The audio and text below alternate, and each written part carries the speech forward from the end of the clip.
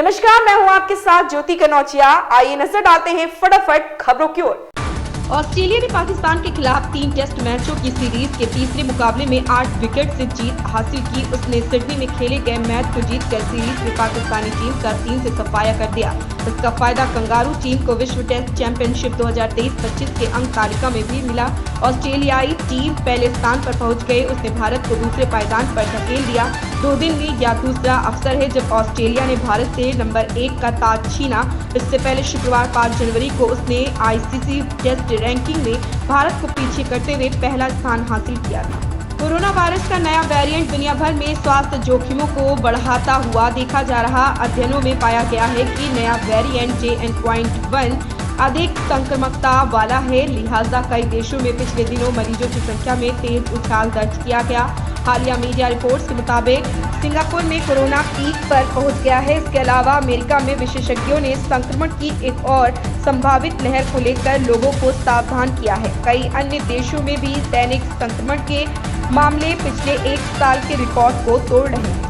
ED ने पश्चिम बंगाल के चर्चित राशन घोटाले में टीएमसी नेता और बोनगांव नगरपालिका के पूर्व अध्यक्ष शंकर आघा को गिरफ्तार किया।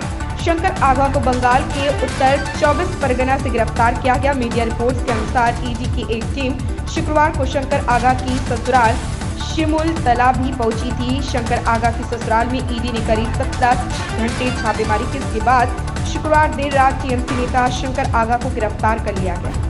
देश की राजधानी दिल्ली समेत पूरे उत्तर भारत में शीतलहर और कोहरे का कहर जारी है। कोहरे के कारण आम जन से लेकर यातायात प्रभावित हो रहा। वाहनों की रफ्तार पर ब्रेक लग गया है। उड़ानों पर भी इसका असर देखने को मिल रहा। शुक्रवार को दिल्ली का अधिकतम तापमान सामान्य से 5 डिग्री कम रहा। पूरे दिन कोल्ड डे स्थिति बनी रही। शनिवार को भी हवाओं की दिशाओं में बदलाव से तापमान में कुछ बढ़त होने की उम्मीद है। शनिवार सुबह दिल्ली एनसीआर में कई इलाकों में कोहरा छाया रहा। वाणिज्यिक वाहन बनाने वाली दुनिया की तीसरी सबसे बड़ी कंपनी अशोक लीलैंड का लखनऊ स्थित प्लांट अप्रैल से शुरू हो जाएगा। इस संबंध में सभी औपचारिकताएं पूरी हो गई हैं। जमीन आवंटन की प्रक्रिया 2 हफ्ते में पूरी हो जाएगी। इसी के साथ स्कूटर्स इंडिया की जमीन से यूपी से पहले ई-बस का उत्पादन शुरू हो जाएगा। अशोक लीलैंड ने पहली बार यूपी में कदम रखा। रिकॉर्ड समय में MOU के बाद कंपनी को लखनऊ और प्रयागराज में भूखंड दिखाए गए थे।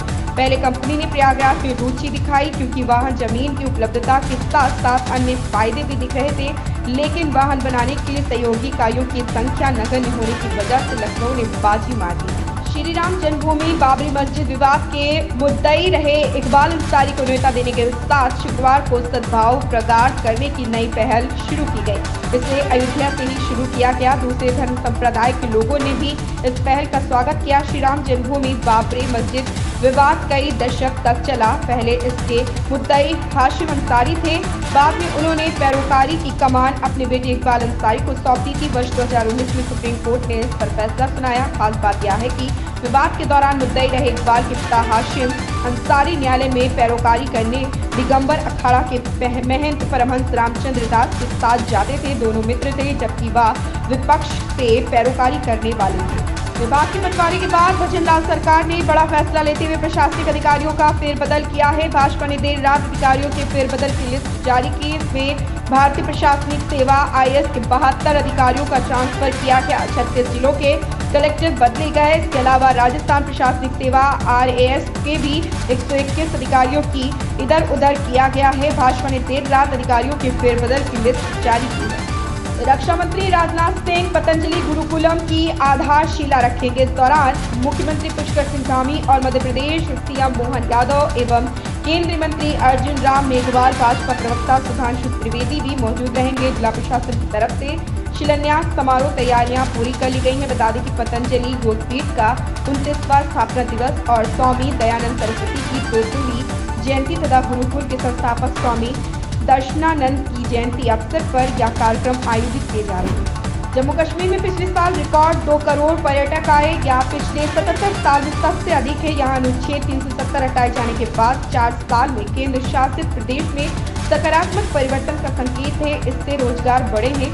होटल उद्योग फल फूल रहा है। पिछले वर्ष यहाँ 100 से अधिक फिल्मों की शूटिंग हुई।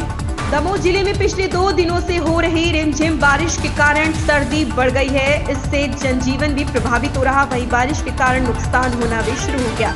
दरअसल इस समय जिले के कई ब्लॉक में समर्थन मूल्य पर धान की खरीदी चल रही है। गुरुवार और शुक्रवार को हुई बारिश के चलते यहां रखी लाखों रुपए की धान पानी में भीग गई। इससे शासन को काफी नुकसान हुआ, लेकिन धान के भीगने में खरीदी करने वाले प्रबंधकों की लापरवाही भी सामने आ रही, क्योंकि पिछले 15 दिनों से मौसम खराब चल रहा है।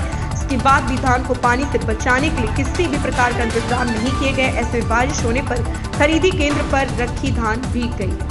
इन खबरों में बस इतना ही। बने रहें हमारे साथ।